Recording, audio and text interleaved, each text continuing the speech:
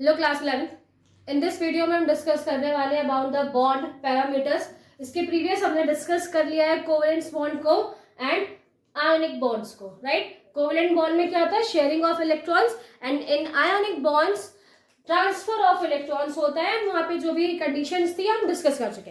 So next यहाँ पर हम कुछ पैरामीटर्स पढ़ने वाले हैं जो कि एक बॉन्ड के रिगार्डिंग है। ये सारे पैरामीटर्स जो कि लोइस एंड कौशल सर का जो पूरा अप्रोच है वहां पर उन्होंने नहीं बताया, बट ये बहुत इंपॉर्टेंट है। आगे जितनी भी आपको थ्योरीज पढ़ाई जाएंगी उनमें इनका रोल प्ले है, जिसकी वजह से पहले ही आपको समझाए जा रहे हैं। सो फर्स्ट हम यहाँ पे पहले डिस्कस करेंगे about the bond length. So now what is bond length? Bond length actually एक डिस्टेंस है, और ये डिस्टेंस किसके बीच में? डिस्टेंस है from one nuclei to another nuclei. यानी कि जब भी कोई एटम वहां पर फॉर्म होंगे, सो एटम, जब दो एटम वहां पे मिल रहे तो एक दो एटम से उसमें जो पहला वाला एटम है उसका अपना एक न्यूक्लियाई होगा, और जो दूसरा वाला एटम है उसका भी अपना एक न्यूक्लियाई है। तो जब ये दो न्यूक्लियाई आपस में जुड़ेंगे तो आपस में जुड़ने के बाद एक न्यूक्लियाई से, यानी कि एक एटम के न्यूक्लियस से दूसरे एटम तक के न्यूक्लियस का जो बीच का डिस्टेंस है उसे हम क्या बोलते हैं? Bond length. सो यहाँ पे मैंने डेफिनेशन लिखी, it is defined as equilibrium. Equilibrium क्यों बोल रहे हैं? जब दो एटम्स क्यों आपस में वो ज्वाइन हो रहे हैं, क्यों वो अपने दो न्यूक्लियस है उन सबको ज्वाइन कर रहे हैं? बिकॉज उन्हें क्या हो रहा है? स्टेबल।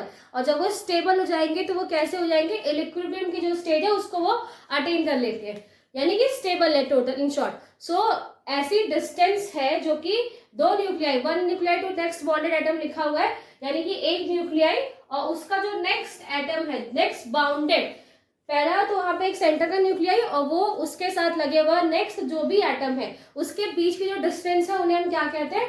Bond length. नाउ एक क्वेश्चन यहाँ पर ये अराइज होता है कि जो बॉन्ड लेंथ है हम इसे मेजर कैसे करें? बिकॉज एटम्स तो दिखते ही नहीं है। एटम्स हमारे पास जितने भी हैं जिनके बारे में स्टडी हम कर रहे हैं, या एटम्स या मॉलिक्यूल्स हो, वो कभी भी आपको दिखाई नहीं दे रहे। सो हम मेजर कैसे करते हैं? So there are so many techniques जिनको यूज करके आप इन्हें मेजर कर सकते हो, जैसे x-ray diffraction, electron differential and electrostrophic. तो ये तीन आप मैकेनिज्म यूज कर सकते हो, या ये थ्री वेज है जिनके थ्रू हम बॉन्ड लेंथ को मेजर कर सकते हैं। बट ये अभी आपको फिलहाल नहीं पढ़नी है, बिकॉज ये थोड़ा सा हायर क्लासेस का टॉपिक है, तो ये अभी हम यहाँ पर नहीं रखें, सब कुछ यही पढ़ लेंगे। तो नेक्स्ट फर्दर क्लासेस में क्या डिस्कस करेंगे। सो यहाँ पर हमने सिर्फ आपको ये बताया कि हम बॉन्ड लेंथ को मेजर कैसे करेंगे, बिकॉज जो एटम है वो एक्चुअली खुद में बहुत छोटा होता है, उसको हम अपने नॉर्मल आंखों से तो वैसे भी देख नहीं सकते, और उसका मेजरमेंट कर पाना, सो ये मेजरमेंट करने के लिए कुछ हायर टेक्निक्स है जो कि मैंने यहाँ पे बताई, जैसे x-ray diffraction, electron diffraction and spectrotropic spectroscopic जो टेक्निक्स है, इन सबको यूज करके हम बॉन्ड लेंथ को मेजर कर सकते हैं। ठीक है। सो यहाँ पर बेसिकली जो बॉन्ड लेंथ है वो एक्चुअली होती क्या है? ये एक न्यूक्लियस, ये एक एटम है और ये उसका न्यूक्लियाई, और उसके बगल में एक और एटम आएगा विथ देयर न्यूक्लियाई। सो ये जो यहाँ से या सेंटर रीजन से दिस सेंटर रीजन का जो डिस्टेंस है, यही जो डिस्टेंस यहाँ पर मेंशन किया गया है, दिस टू दिस, तो ये जो डिस्टेंस पूरा आपको यहाँ पर दिखाई दे रहा है, इस डिस्टेंस को हम क्या बोलते हैं? Bond length. ठीक है। अब इसके भी कुछ टाइप से या फिर कुछ कैटेगरीज है, उसको हम एक एक करके डिस्कस करते हैं। First covalent radius. Now covalent radius किसके बीच में फॉर्म होंगे? कोवेलेंट रेडियस वहां पे बनेंगे जहां पे किस तरीके के बॉन्ड्स होंगे? Covalent bond. और अगर आपको याद होगा कि कोवेलेंट बॉन्ड कैसे बनते हैं?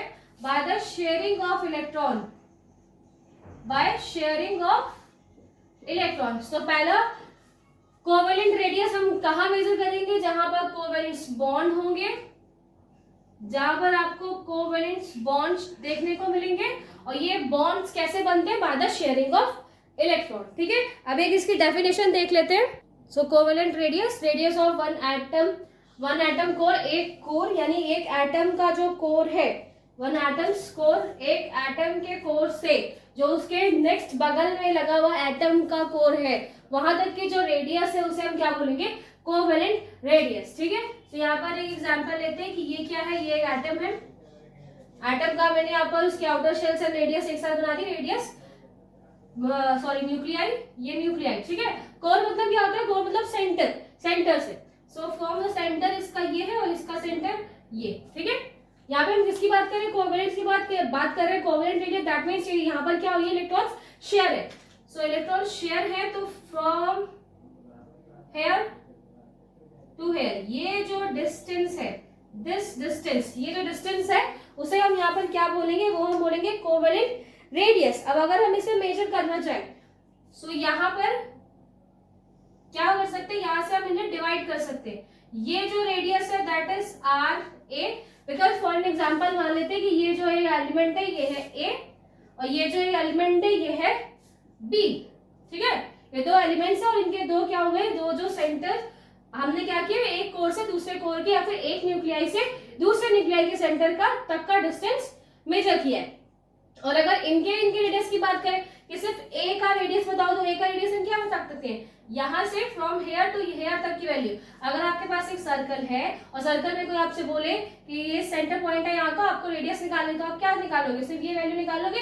डायमीटर का अगर आप हाफ कर दीजिए आपको रेडियस मिल जाएगा, राइट। सो वही हम यहाँ पे कर रहे हैं कि जो सेंटर न्यूक्लियाई है उसके सेंटर से ये रीजन, जो ये रीजन है फ्रॉम हेयर टू हेयर, तो इतना रीजन अगर हम आप पता कर लेंगे तो ये जो ए है, एलिमेंट ए है, हम उसका क्या निकाल सकते हैं, रेडियस, ठीक है, हाफ कर सकते हैं उसका।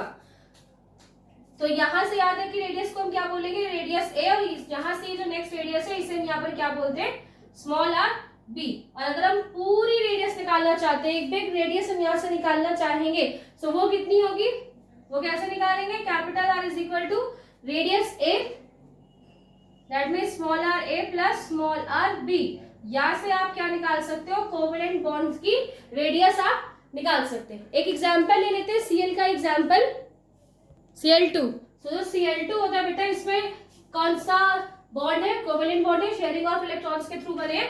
सो ये एक हो गया Cl and it's also share हो गया ना, वो तो ज्वाइन होंगे, इट्स ऑल्सो अ Cl, ठीक है। ये दो Cl यहाँ पे बने, एक छोटा एक बड़ा हो गया, वैसे मतलब ये नहीं कि दो छोटे बड़े होंगे, वो सेम एज ही होंगे, ठीक है। आप सेम एज ही बनाओ, Cl अब थोड़ा सा पतला हो गया, ठीक है, कोई बात नहीं।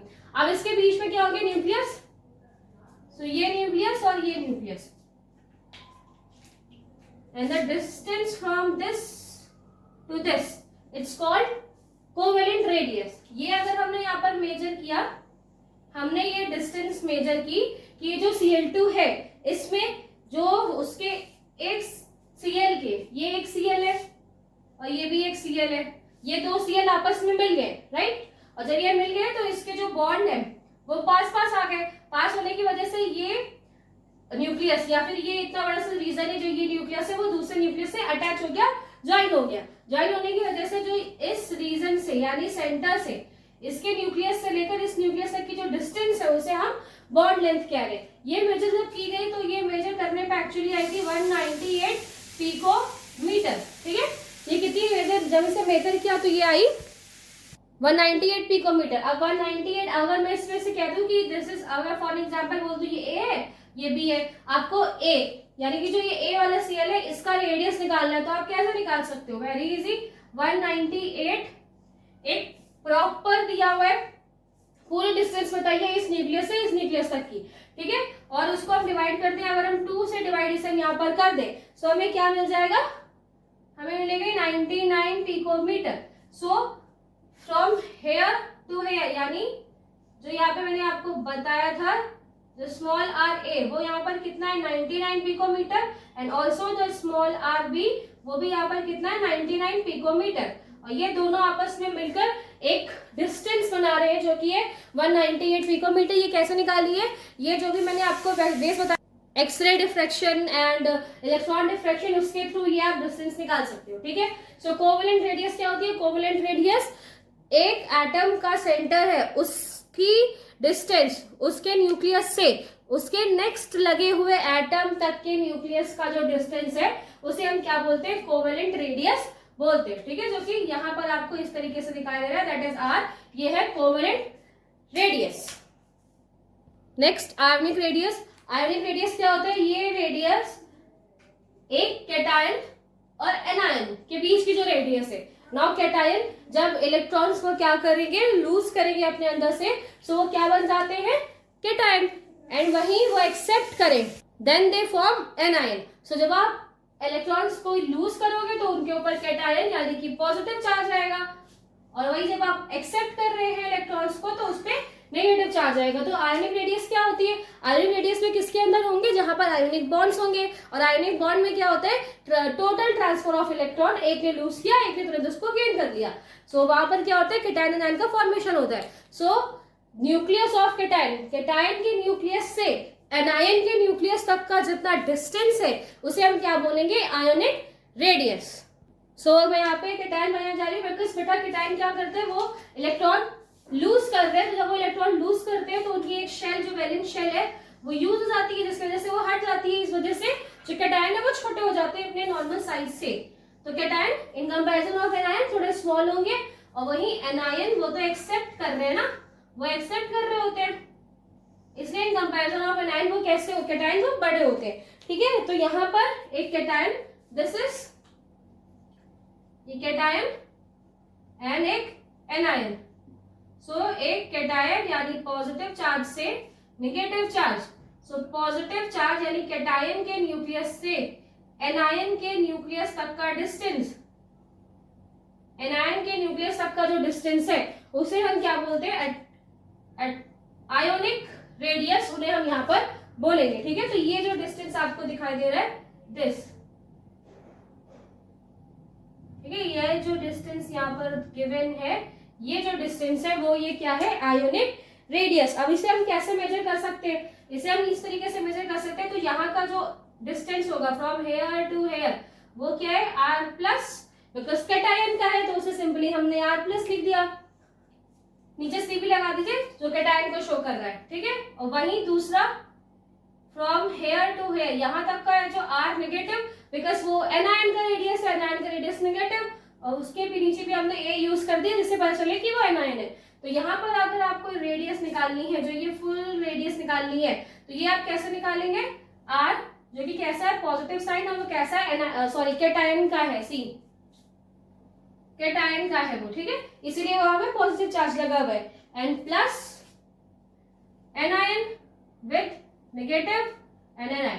सो इस तरीके से आप क्या कर सकते हैं? एक आयोनिक रेडियस निकाल सकते हैं जिसमें हम न्यूक्लियस ऑफ कैटायन से लेकर न्यूक्लियस ऑफ एनायन तक की जो रेडियस है उसे हम प्लस कर दें। सो हमें क्या मिलेगी? हमें हमारी आयोनिक रेडियस मिलेगी। Next is van der Waals radius. Now what is van der Waals? Actually जो अभी मैंने आपको क्या बताया? अभी मैंने आपको बताया कोवेलेंट, मैंने आपको क्या बताया? Covalent radius. नेक्स्ट हमने डिस्कस किए आयोनिक रेडियस। सो कोवेलेंट रेडियस हो या आयोनिक रेडियस हो, ये क्या होते हैं? ये दो एटम्स के बीच में है, दो एटम्स ने अपना अपना इलेक्ट्रॉन शेयर किया तो कोवेलेंट रेडियस वहां पे बनी, और अगर अपने इलेक्ट्रॉन्स को ट्रांसफर किया तो वहां पे आयोनिक बॉन्ड्स बने।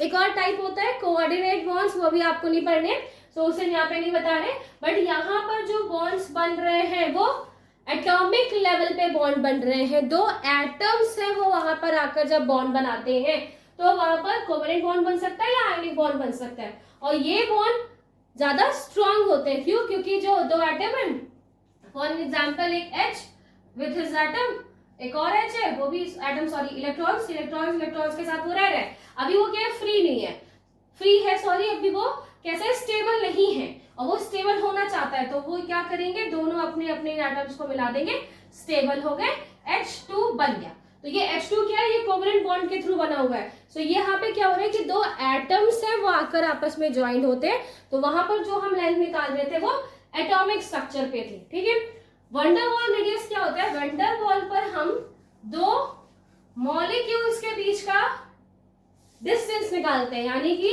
एक मॉलिक्यूल है ये और एक दूसरा मॉलिक्यूल। अब एक मॉलिक्यूल से मॉलिक्यूल के बीच का जो डिस्टेंस है वो आप किसके अंदर मेजर करेंगे? हम वंडरवॉल रेडियस के अंदर मेजर करते हैं। एक्चुअली ये वंडरवॉल रेडियस एक टाइप ऑफ अट्रैक्शन है, बट ये कैसा होता है? वीक अट्रैक्शन है।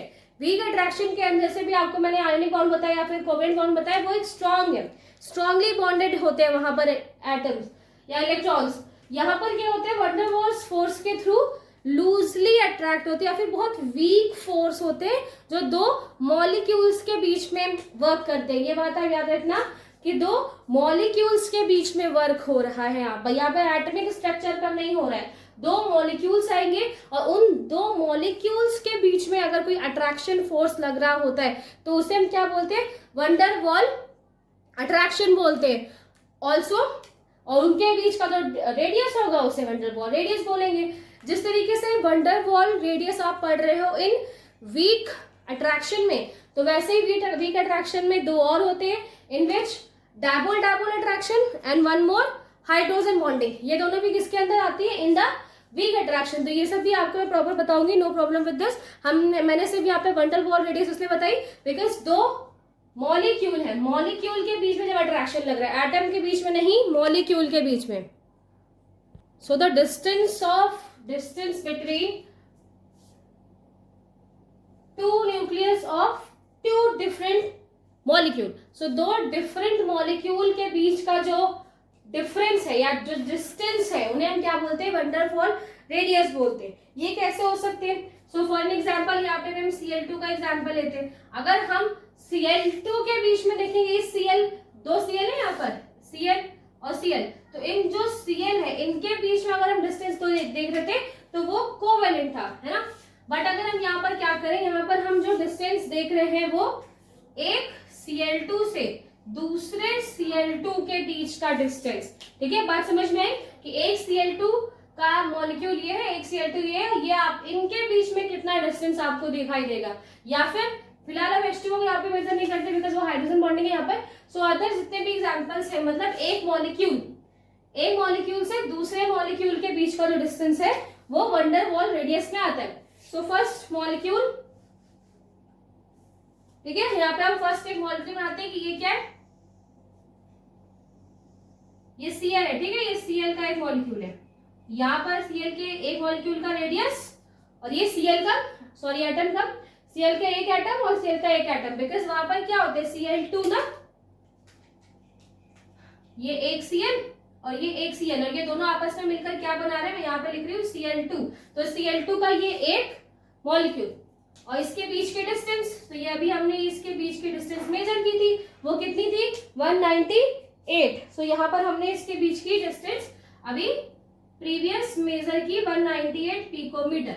सो ये अगर हम सिर्फ यहाँ पे Cl2 की बात करें तो ये हम अगेन कोवेलेंस की बात करें, बट हम वंडर वॉल फोर्सेस की बात कर रहे हैं। तो जिस तरीके से हमारे सराउंडिंग में एक Cl2 है, वैसे Cl2 का एक और मॉलिक्यूल हो सकता है। सो यहाँ पर क्या हुआ, एक मॉलिक्यूल आया Cl2 का, Cl2,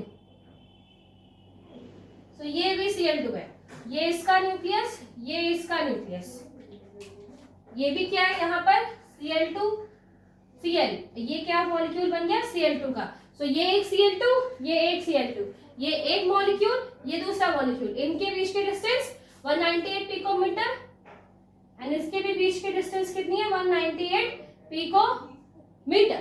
ठीक है, अगर ये डिस्टेंस जो बता रही हूँ वो अभी कोवेलेंट डिस्टेंस है। अब देखो ये एक मॉलिक्यूल हो गया, ठीक है, ये एक मॉलिक्यूल होगा और ये एक सेंटर, ये एक मॉलिक्यूल होगा। तो जो ये डिस्टेंस है, जो ये डिस्टेंस आपको दिखाई दे रहा है, या फिर मैं ये न्यूक्लियस के बीच बताते हुए कहूँ तो ये जो डिस्टेंस आपको दिख रहा है, या इस न्यूक्लियस से इस न्यूक्लियस तक, एक इस पूरे न्यूक्लियस से लेकर इसके बीच का जो डिस्टेंस आपको मेजर हो रहा है, ठीक है, जो ये डिस्टेंस आप मेजर कर पा रहे हो, एक मॉलिक्यूल से दूसरे मॉलिक्यूल के बीच का जो डिफरेंस है उसे हम क्या बोलते हैं, वंडर वॉल रेडियस या वंडर वॉल डिस्टेंस आप उन्हें बोलते हो। ये कितना होता है 360 पिकोमीटर। ये कितना है 360, मतलब वो दूर है, अभी भी उतना अट्रैक्शन वहां पे नहीं लग रहा। अगर यहाँ पर ये रेडियस कम हो जाएगी, सी यहाँ पर देखो प्रॉपर अट्रैक्शन लग रहा है, इसलिए वहां पर रेडियस कम है, 198 पिकोमीटर है, दैट मीन्स प्रॉपर अट्रैक्शन लग रहा है, वो प्रॉपर तरीके से ज्वाइन हो सकते हैं, अटैच है वही दूसरे शेयरिंग करके। बट यहाँ पर आप देखेंगे यहाँ पर डिस्टेंस बहुत ज्यादा है, 360 पिकोमीटर, ये बहुत ज्यादा डिस्टेंस है। इसकी वजह से ये कुछ स्ट्रॉन्ग नहीं होते, बहुत इजीली ब्रेक हो सकते हैं। आप इन्हें जैसी कंडीशंस देंगे, टेम्परेचर एंड ऑल आप इंक्रीज करोगे तो बहुत जल्दी वंडर वॉल फोर्सेस ब्रेक हो जाएंगे और ये अलग हो जाएगा। ठीक है, जो यहाँ पर जो अटैच है वो अलग हो जाएगा। इसीलिए मैं क्या बोल रही थी कि वंडरवॉल फोर्सेस कैसे होते हैं, वीक होते हैं, बिकॉज ये एटॉमिक स्ट्रक्चर पे नहीं है, ये सिर्फ मॉलिक्यूल के बीच में एक अट्रैक्शन लग रहा होता है। तो दो मॉलिक्यूल्स के बीच के अट्रैक्शन की वजह से वहां पे वंडरवॉल फोर्स बनता है, और उस वंडरवॉल फोर्स की वजह से एक वंडरवॉल रेडियस होती है, जो कि एक मॉलिक्यूल से दूसरे मॉलिक्यूल की जो बीच की डिस्टेंस है उसे हम वंडरवॉल रेडियस बताते हैं। आई होप आपको ये बात समझ में आई होगी। जब हम कोवेलेंट बॉन्ड को डिस्कस कर रहे थे तो मैंने वहां पे बताया था कि जो कार्बन एंड कार्बन, इसके बीच में सिंगल बॉन्ड भी हो सकते हैं। कोवेलेंट बॉन्ड को आप डिस्कस करो जहां पर सिर्फ one pair of electron share हो रहे हैं, तो वहां पे सिंगल बॉन्ड बनता है। अगर डबल बॉन्ड बना तो two pair of electron share हो गए, है ना, इलेक्ट्रॉन्स के दो पेयर, इलेक्ट्रॉन पेयर के दो पेयर वहां पे शेयर हो गए। अगर ट्रिपल बॉन्ड बनेगा सो 3 इलेक्ट्रॉन्स पेयर वहां पे शेयर हो रहे हैं, राइट। सो इसकी वजह से क्या होता है, इनके बीच की जो बॉन्ड लेंथ है उस पे भी फर्क पड़ता है। अगर सिर्फ सिंगल बॉन्ड है between the carbon and carbon तो इसकी बॉन्ड लेंथ क्या होती है, 154 पिकोमीटर। नेक्स्ट अगर डबल बॉन्ड है वहां पर सो उसकी जो बॉन्ड लेंथ होगी that is 133 picometer. And next अगर ट्रिपल बॉन्ड है वहां पर सो उनकी डिस्टेंस क्या होगी, 120 पिकोमीटर। सो अब आप देख रहे हो कि जिस तरीके से बॉन्ड यहाँ पर ऐड होते जा रहे हैं, सो जैसे जैसे जैसे बॉन्ड बढ़ते जा रहे हैं, सिंगल से डबल, डबल से ट्रिपल बॉन्ड होते हैं, सो बॉन्ड लेंथ डिक्रीज होती है, इंक्रीजिंग नंबर ऑफ कार्बन क्या हो रहे हैं, इंक्रीज हो रहे हैं। जैसे जैसे नंबर ऑफ कार्बन इंक्रीज होंगे बॉन्ड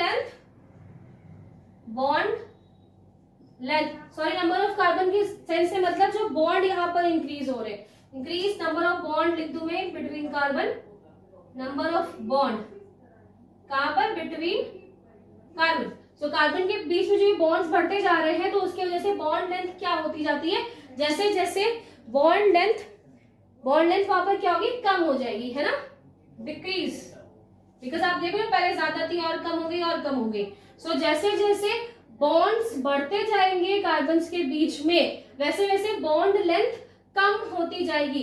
बॉन्ड लेंथ कम होने का मतलब क्या है, बॉन्ड लेंथ कम होने का मतलब है कि जो दो न्यूक्लियस है वो और ज्यादा पास में आ जाएंगे और ज्यादा अच्छी तरीके से स्ट्रांगली बॉन्ड हो जाएंगे। इसीलिए बेटा जो ट्रिपल बॉन्ड होते हैं उनको ब्रेक करना, जो ये ट्रिपल बॉन्ड है इन्हें ब्रेक करना, इन्हें तोड़ पाना it's not very easy.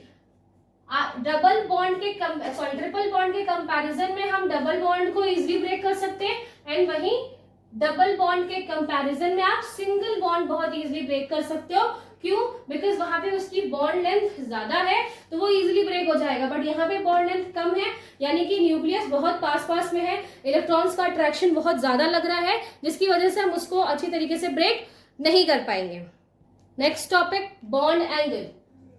Bond angle क्या होते हैं, बॉन्ड एंगल एक्चुअली दो जो बॉन्ड्स पेयर है, यानी कि जो दो बॉन्ड फॉर्म हुए, फॉर एग्जांपल हमने यहाँ पर एक एलिमेंट लिया ए, इसने दो बॉन्ड बनाए, एक बॉन्ड बनाया इसने डी के साथ, एक बॉन्ड बनाया इसने सी के साथ। तो ये जो दो बॉन्ड्स आपको दिखाई दे रहे हैं, ये जो दो बॉन्ड्स हैं, सपोज करते हैं शेयरिंग ऑफ इलेक्ट्रॉन से ही बने हुए। सो यहाँ पर क्या है, एक इसका इलेक्ट्रॉन और एक इसका इलेक्ट्रॉन शेयर कर लिया, एक इसका इलेक्ट्रॉन एक इसका इलेक्ट्रॉन।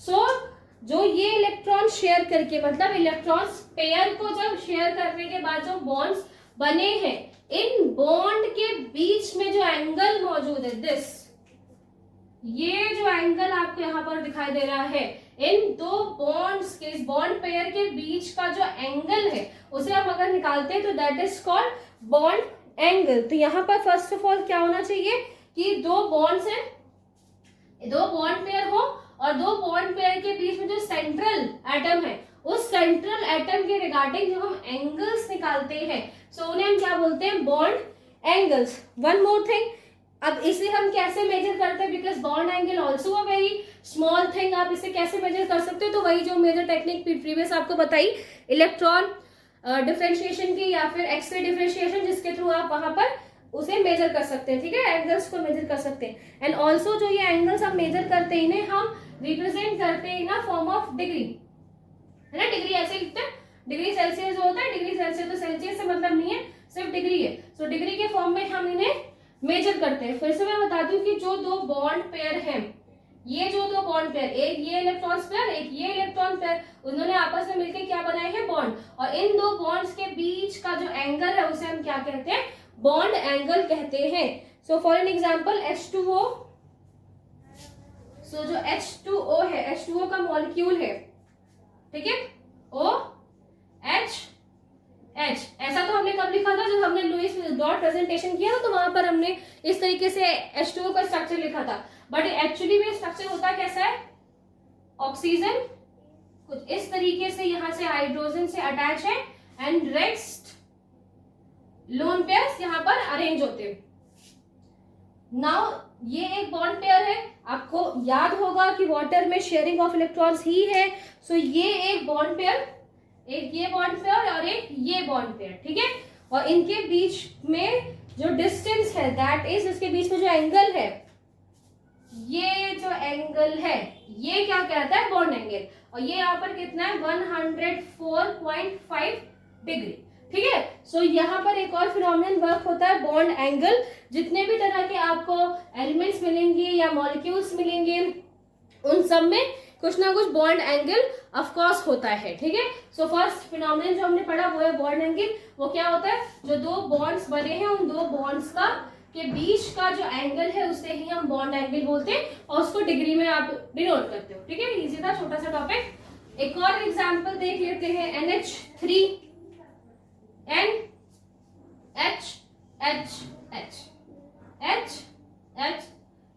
और दो लोन पेयर मौजूद है अभी भी उसके पास, ठीक है। तो यहाँ पर जो बॉन्ड एंगल, आप यहाँ पे क्या बॉन्ड एंगल होगा, इसके बीच में, बिकॉज ये दो बॉन्ड और उनके बीच का एक एंगल, और ये दो बॉन्ड इनके बीच का एक एंगल, ठीक है। तो ये जो यहाँ पर एंगल बन रहा है वो कितना होता है, that is 107 degree and 107 degree. तो ये क्या होता है, जितने भी आपने वहां बॉन्ड्स बनाए हैं उनका उस सेंट्रल एटम के रिगार्डिंग जो बॉन्ड एंगल बनता है उसे हम बॉन्ड एंगल बोलते हैं, ठीक है। एक्चुअली इससे होता क्या है, इससे हमें डिस्ट्रीब्यूशन ऑफ ऑर्बिटल्स का आइडिया मिल जाता है कि ऑर्बिटल्स किस तरीके से डिस्ट्रीब्यूट है। एक ऑर्बिटल यहाँ होगा, एक ऑर्बिटल यहाँ और एक ऑर्बिटल यहाँ, और लोन पेयर उसके हेड पे होंगे, राइट। सो जो अभी ऑर्बिटल वाली थ्योरी है वो भी हमें आगे पढ़नी है कि ऑर्बिटल किस तरह अरेंज है। तो फिलहाल सिर्फ इतना बताया कि एक आइडिया मिल जाता है कि किस तरीके से वहां पर ऑर्बिटल्स अरेंज होंगे। बिकॉज ऑर्बिटल्स अगर आप प्रीवियस अगर लुईस डॉट स्ट्रक्चर में इसका स्ट्रक्चर बनाएंगे तो कुछ ऐसे आपको मिलेगा, बट ऐसा वहां पे बॉन्ड एंगल बिल्कुल नहीं है। बिकॉज जो लुईस सर और कौशल सर है उन्होंने बॉन्ड एंगल के बारे में कुछ नहीं बताया था। तो यहाँ पे एक ऑल्सो फिनोमिनन पता चला कि बॉन्ड एंगल होते हैं जिसके थ्रू आप ऑर्बिटल्स का प्रेजेंटेशन देखते हो कि ऑर्बिटल्स किस तरीके से अरेंज हैं। Next bond enthalpy. Bond enthalpy के बारे में अभी हमने आयनिक बॉन्ड्स में थोड़ी बहुत चीजें पढ़ी थी। सो वही सब मिलाकर यहाँ पे बताया गया है अबाउट द, बहुत सारे होते हैं, आपको सारे टर्म्स नहीं बताए गए, बट यस क्या होता है बॉन्ड एंथैल्पी ये यहाँ पे बताया गया। सी, तो बॉन्ड एंथैल्पी एक्चुअली एक अमाउंट है, amount of energy that is required to break a bond, एक बॉन्ड को ब्रेक करने के लिए या फिर किसी एक बॉन्ड को फॉर्म करने के लिए, दोनों चीजों के लिए भी हो सकती है। आपको कभी कभी बॉन्ड फॉर्म करने के लिए एनर्जी देनी पड़ेगी, सो वो भी बॉन्ड एंथैल्पी के अंदर आएगा, और बॉन्ड डिसोसिएट करने के लिए, अलग अलग करने के लिए भी वहां पर आपको एनर्जी देनी पड़ती है। सो इन शॉर्ट आप ये बोल सकते हो कि the energy is required for the breaking of electrons, sorry breaking of bond, या फिर मेकिंग ऑफ, आप बनाने के लिए आप बना रहे हो तो वहां पर जो बॉन्ड एनर्जी होगी उसे हम बॉन्ड एंथैल्पी बोलेंगे।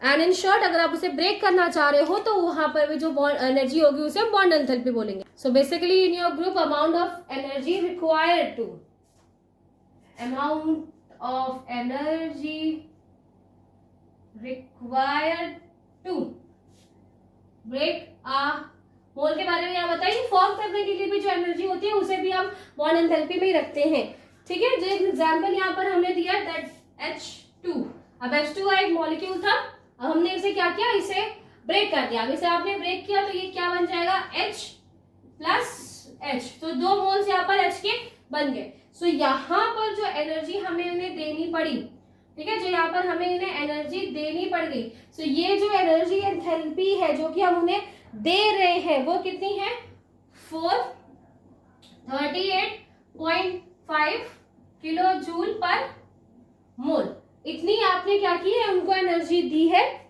इतनी एनर्जी जब हम उसे देंगे तब क्या होगा कि हाइड्रोजन का एक बॉन्ड ब्रेक होगा। अब आप ये देख रहे हो कि मैंने यहाँ पे पॉजिटिव साइन में लिखा हुआ है, नेगेटिव साइन नहीं लगाया। तो इससे आपको याद आ रहा होगा आयोनाइजेशन एंथैल्पी। आयोनाइजेशन एंथैल्पी क्या होता है कि जब हम बॉन्ड को ब्रेक होने के लिए, करने के लिए उनको हम एनर्जी दे रहे हैं, कि एनर्जी हमने उनको दी एंड देन ज्यादा एनर्जी जब उनके पास हो जाती है तो बॉन्ड्स ब्रेक हो जाते हैं। सो वहां पे जो एंथैल्पी थी that is ionization enthalpy, right. So वही एंथैल्पी यहाँ बताई जा रही है कि एक बॉन्ड्स को ब्रेक करने के लिए अगर आप जो एनर्जी दे रहे हो उसे ही हम क्या बोलते हैं, बॉन्ड एंथैल्पी। नेक्स्ट एक और एग्जांपल देख लेते हैं, ऑक्सीजन O2, इसे आप ब्रेक कर दो O और O, यहाँ पर जो एनर्जी है, यहाँ पर जो एनर्जी दी जा रही है इसको, ताकि ये क्या कर सके, ब्रेक हो जाए, that is 498 kilo joule per मोल, ठीक है। एक और एग्जांपल देख लेते हैं, N2 नाइट्रोजन। अब नाइट्रोजन के बीच में भी अगर आप ब्रेक करोगे इसको तो यहाँ पर क्या हो जाएगा, N प्लस N। अब यहाँ पर जो बॉन्ड एंथैल्पी है वो कितनी है, that is 948 kilo joule per mole. तो 48 ही हम एग्जैक्ट वैल्यू लिख लेते हैं, अप्रॉक्स याद आ रही थी मुझे, एग्जैक्ट कितनी होती है 946, पहले मैंने 48 लिखी थी, वो अब अप्रॉक्स याद आ रही थी मुझे, बट ये एग्जैक्ट हमने लिख दी 46। सो अब आप देखो, अच्छा आपने एक चीज देखी कि जो हमने H2 के बीच का एटम या फिर H2 के बीच का जो बॉन्ड ब्रेक किया तो हमें कितनी एनर्जी की जरूरत पड़ी, 438.8। नेक्स्ट ऑक्सीजन को ब्रेक करने के लिए जो हमें वहां पर एनर्जी रिक्वायर्ड है दैट इज 498, एंड वही नाइट्रोजन को हमें ब्रेक करने के लिए सबसे ज्यादा एनर्जी देनी पड़ी, that is 946 kilo joule per मोल। ऐसा क्यों कि हाइड्रोजन को कम देना पड़ गया, ऑक्सीजन को उससे ज्यादा दे रहे हो और हाइड्रोजन को भी सबसे ज्यादा ही दे रहे हैं, इसलिए जरूरी हो गया। बिकॉज हाइड्रोजन कैसे होता है, एक मिनट मैं ये रब कर दूं, ठीक है। हाइड्रोजन, अगर हम यहाँ पे हाइड्रोजन को बनाए, हाइड्रोजन इज दिस, तो यहाँ पे आपको कितने बॉन्ड्स दिखाई दे रहे हैं, जस्ट 1। नेक्स्ट ऑक्सीजन की बात करें, O2 double bond, and nitrogen की बात करें so triple bonds N, triple bond N, ठीक है। अब आपको शायद याद रखें कि इसके प्रीवियस ही हमने डिस्कस किया था कि अगर ट्रिपल बॉन्ड्स होंगे जहां पर जो भी किसी भी एटम से, वो कार्बन के रिगार्डिंग मैंने वहां भी बोलता, बट वहां पर किसी के भी एटम्स के थ्रू हो सकता है कि अगर किसी भी एटम में ट्रिपल बॉन्ड है तो वो इतने इजीली ब्रेक नहीं होते, उनको अगर आपको ब्रेक करना है तो उन्हें आपको ज्यादा एनर्जी देनी पड़ेगी, एंड वहीं आप डबल बॉन्ड को ब्रेक करना चाहते हो तो ट्रिपल बॉन्ड से थोड़ी सी कम, एंड वहीं आप सिंगल बॉन्ड ब्रेक करना चाहते हो तो आप नॉर्मल एक एनर्जी उसे प्रोवाइड कर देंगे, सो वहां पे सिंपल ब्रेक हो जाएगा, ठीक है। सो फर्स्ट यहाँ पर हमने डिस्कस किया कि जो बॉन्ड एंथैल्पी क्या होती है। बॉन्ड एंथैल्पी एक्चुअली बॉन्ड्स को ब्रेक करने के लिए जो हमें उन्हें एनर्जी देनी पड़ती है वो हम बॉन्ड एंथैल्पी करते हैं, और ऑल्सो बिकॉज बेटा ये फॉर्म भी तो होंगे, अब एक H फॉर्म मिलेगा तभी तो जाकर वो H2 बनेगा ना। सो ये जो H वापस से ज्वाइन होके H2 बनता है, सो इस टाइम भी जो एनर्जी रिक्वायर्ड होती है उसे भी हम क्या कहते हैं, बॉन्ड एंथैल्पी के ही अंदर रखते हैं। फाइन, तो अभी जितने हमने यहाँ पे चीज पढ़ी वो हम पढ़ रहे हैं मोनो एटॉमिक के सेंस में। मोनो एटॉमिक मतलब H2, O2, N2, है ना, मोनो एटॉमिक पढ़ रहे हैं। What about diatomic and polyatomic molecule. So diatomic यहाँ पे एग्जाम्पल लिया गया HCl। HCl क्या है, डायटोमिक मॉलिक्यूल है, एक एटम H का एक एटम Cl का, तो ये डायटोमिक हो गया। अब अगर डायटोमिक मॉलिक्यूल में हम इन्हें क्या करना चाहते हैं, ब्रेक, तो ब्रेक करने के लिए हमें कौन सी एनर्जी देनी पड़ेगी, डिसोसिएशन एनर्जी देनी पड़ेगी, डिसोसिएशन, ताकि हम उसे क्या कर सके, अलग कर सके। सो अब आप क्या कर रहे हो, डिसोसिएशन एंथैल्पी हम वहां पर इन्हें देख रहे हैं ताकि वो अलग हो जाए। सो अगर डिसोसिएशन एंथैल्पी ज्यादा है यानी हमें लार्ज अमाउंट में डिसोसिएशन एंथैल्पी देनी पड़ रही है एक डायटोमिक सब्सटेंस को, डायटोमिक मॉलिक्यूल को तोड़ने के लिए। दैट मीन्स ये कैसे अटैच थे, ये स्ट्रांगली अटैच थे आपस में। ये जब स्ट्रांगली अटैच है इसी वजह से जो डिसोसिएशन एंथैल्पी आप इसे दे रहे हो ताकि HCl कन्वर्ट हो जाए बिटवीन H और Cl, H और Cl अलग अलग हो जाए यहाँ पर। तो वहां पर अगर आपको डिसोसिएशन एंथैल्पी ज्यादा देनी पड़ी, लार्ज देनी पड़ी, बहुत ज्यादा देनी पड़ेगी, दैट मीन्स वो उतने ही ज्यादा स्ट्रांगली बॉन्डेड है। एंड वहीं अगर डायटोमिक को डिसोशिएट करने के लिए आपको ज्यादा एनर्जी देनी नहीं पड़ी, दैट मीन्स वो ज्यादा बॉन्डेड, ज्यादा स्ट्रांगली बॉन्डेड नहीं है। यहाँ पर जो एंथैल्पी है जो हमने यूज की for the dissociation of HCl, that is 431 kilojoule पर मोल। ठीक है, तो ये हमने बात की about the diatomic substance. But polyatomic क्या होगा? पॉलीएटॉमिक में तो बहुत सारे एटम्स एक साथ आके ज्वाइन होते हैं। सो आप पॉलीएटॉमिक मॉलिक्यूल मैंने यहाँ पे बनाया H2O। अब इस पॉलीएटॉमिक मॉलिक्यूल को आप क्या कर रहे हो? डिसोशिएट करना चाह रहे हो, अलग कर रहे हो। तो अब आप इसे अलग करने के लिए एक एनर्जी दे रहे हो। ठीक है, कोई भी एनर्जी हम मान लें कि आपने एक एनर्जी दी, तो फर्स्ट क्या हो जाएगा, एक H अलग, H प्लस के फॉर्म में अलग हो जाएगा, दूसरा आपको OH वहां पे मिलेगा। सो एक OH यहाँ पर मिला। ठीक है, फर्स्ट टाइम आपने इसे अलग किया तो बिकॉज पॉलीएटॉमिक में बहुत सारे एटम्स एक साथ अलग नहीं हो जाएंगे, तो पहले एक बॉन्ड यहाँ से हटा और वो H अलग हो गया, OH बचा हुआ है दिस। अब ये OH आएगा एंड अब ये वापस से हम इन्हें थोड़ी सी एनर्जी देंगे और ये क्या होगा, अलग अलग हो जाएगा। सो अब आप यहाँ पे बताओ, तो हमने 2 बार यहाँ पर ये प्रोसेस की, जिसमें एंथैल्पी क्या होगी, फर्स्ट एंथैल्पी बॉन्ड एंथैल्पी और दूसरा सेकेंड बॉन्ड एंथैल्पी। सो अब आप सोचो कि हमें किसमें ज्यादा एनर्जी देनी पड़ी होगी। आपको H2O, ये जहां पे जो H2O है उससे H और OH को रिप्लेस करने में ज्यादा एनर्जी देनी पड़ी होगी, या फिर ये OH के बॉन्ड को ब्रेक करने में ज्यादा एनर्जी देनी पड़ी होगी। सो अगर आप बेटा, जब H2O एक मॉलिक्यूल बना ही क्यों, H और O आपस में ज्वाइन हुए ही क्यों, क्योंकि ये जब एनवायरमेंट में थे तो ऑक्सीजन अलग था, हाइड्रोजन अलग था, ये स्टेबल नहीं थे। तो स्टेबिलिटी के लिए तो इन्होंने एक मॉलिक्यूल बनाया H2O। So in a form of H2O they are stable.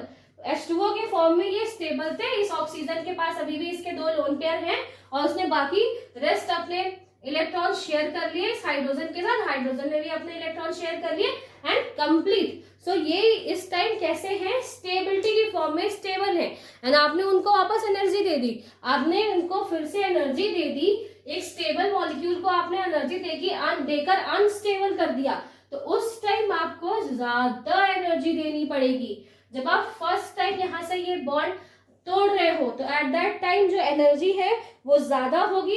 That means यहाँ पर जो यूज हुई दैट इज 502 किलोजूल पर मोल। तो यहाँ पर जितनी एनर्जी देनी पड़ी वो है 502। एंड नेक्स्ट दूसरा बॉन्ड, ये जो OH के बीच का बॉन्ड है, पहले से ही वो मॉलिक्यूल खराब हो ही चुका है ना।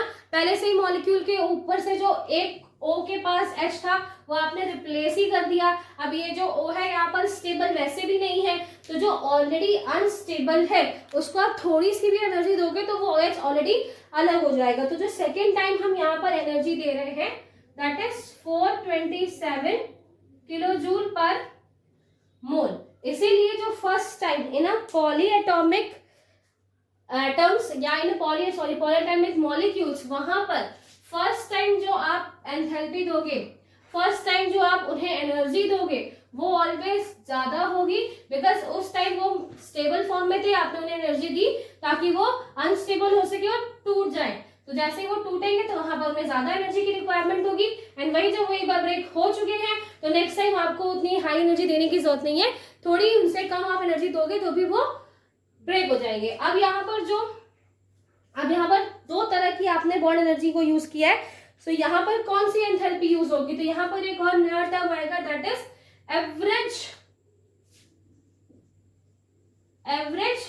बिकॉज 2 एवरेज है ना, एवरेज बॉन्ड एंथैल्पी मिलेगी, या फिर इसे हम मीन बॉन्ड एंथैल्पी भी बोलते हैं। या आप कैसे निकालोगे, ये इन दोनों को आप प्लस कर दीजिए, 502 प्लस 427 एंड डिवाइडेड बाय 2। तो जब आप इस तरीके से यहाँ पर वैल्यू निकालोगे that is 464.5 something, 464.5 kilojoule per mole. तो जब ऐसी चीजें हैं जहां पर आपने 2 या 3 बार आपको उसे एनर्जी देनी पड़ी, एनर्जी देने के बाद वहां पे बॉन्ड ब्रेक हो रहे हैं, सो वहां पर हम क्या करेंगे, उन्हें ऐड करके 2 से डिवाइड कर देंगे, देन आपको क्या मिलेगी, एक एवरेज वैल्यू, एक मीन वैल्यू वहां पे मिलेगी। इन शॉर्ट आप उन बॉन्ड एंथैल्पीज का एवरेज निकाल दीजिएगा तो आपको एवरेज बॉन्ड एंथैल्पी मिल जाएगी। और ये बात आप हमेशा याद रखिएगा, जो फर्स्ट बॉन्ड एंथैल्पी वो ऑलवेज ज्यादा होगी, सेकंड उससे कम, और अगर थर्ड यहाँ पे कोई और मॉलिक्यूल है तो वो उससे भी कम। Last point of bond parameters, that is bond order. Bond order क्या है, हम पहले एक्चुअली एक बार डिस्कस भी कर चुके हैं। Bond order is a number of bond, क्या है ये, number of bond, number of bond between 2 atoms, ठीक है, बिटवीन 2 एटम। सो 2 एटम्स के बीच में जो नंबर ऑफ बॉन्ड है वही क्या होता है, बॉन्ड ऑर्डर। जैसे कि अभी हमने आपको बताया अबाउट द H2 मैंने आपको बताया, मैंने कैसे लिखा था, H बॉन्ड H, तो यहाँ पर कैसा है, सिंगल बॉन्ड यहाँ पर जस्ट है, तो इसका बॉन्ड ऑर्डर क्या हो जाएगा, 1। एंड अगर O2 लिखा है, O डबल बॉन्ड O, तो इसका बॉन्ड ऑर्डर 2। एंड अगर भाई N2 की बात कर ले, तो N ट्रिपल बॉन्ड N, तो इसका जो बॉन्ड ऑर्डर क्या है वो 3। तो जस्ट बॉन्ड ऑर्डर में क्या होता है कि जितने भी ज्यादा आपने बॉन्ड्स यूज किए हैं या फिर जितने भी बॉन्ड है वो क्या होता है, उसका बॉन्ड ऑर्डर होता है। वहीं ऑल्सो कुछ ऐसे भी इलेक्ट्रॉन्स होते हैं जिनपे क्या होते हैं, प्लस या माइनस चार्जेस होते हैं, लाइक एक आयोनिक कंपाउंड्स वहां पे, एक आयोनिक एटम्स वहां पे मौजूद है, ठीक है, जैसे कि F2 क्या है बेटा, इसके ऊपर तो कोई आयंस नहीं मौजूद है, बट इसकी क्या है, बॉन्ड ऑर्डर कितना है, 1। एंड वही O2, अभी मैंने आपको क्या बताया, O2 का तो बॉन्ड ऑर्डर कितना था, 2, बट O2 डाई नेगेटिव अगर ये है तो डाई नेगेटिव फॉर्म में इसका बॉन्ड ऑर्डर 1। दैट मीन्स अगर आयोनिक फॉर्म में उन्हें हम चेंज करें, या आइसो इलेक्ट्रॉन्स, इलेक्ट्रॉन्स मतलब इलेक्ट्रॉन्स का जो ट्रांसफर, गेन एंड लॉस और गेन करने की प्रोसेस के बाद बहुत सारे ऐसे हैं जिनका आयोनिक नंबर, जिनका बॉन्ड ऑर्डर चेंज हो जाता है। अभी मैंने आपको बताया कि O2 का बॉन्ड ऑर्डर 2 होता है, बट अगर वो अपने अंदर से 2 इलेक्ट्रॉन्स, अच्छा माइनस से उसने 2 इलेक्ट्रॉन कहीं से गेन कर लिए, तो उस टाइम उसका बॉन्ड ऑर्डर चेंज भी हो सकता है। एंड वही जिस तरीके से N2 में बॉन्ड ऑर्डर क्या है, 3 होता है, वैसे ही CO, C triple bond O, यहाँ पे बॉन्ड ऑर्डर कितना होगा, 3। एंड वही NO प्लस, तो इसका भी बॉन्ड ऑर्डर क्या है, 3। सो जो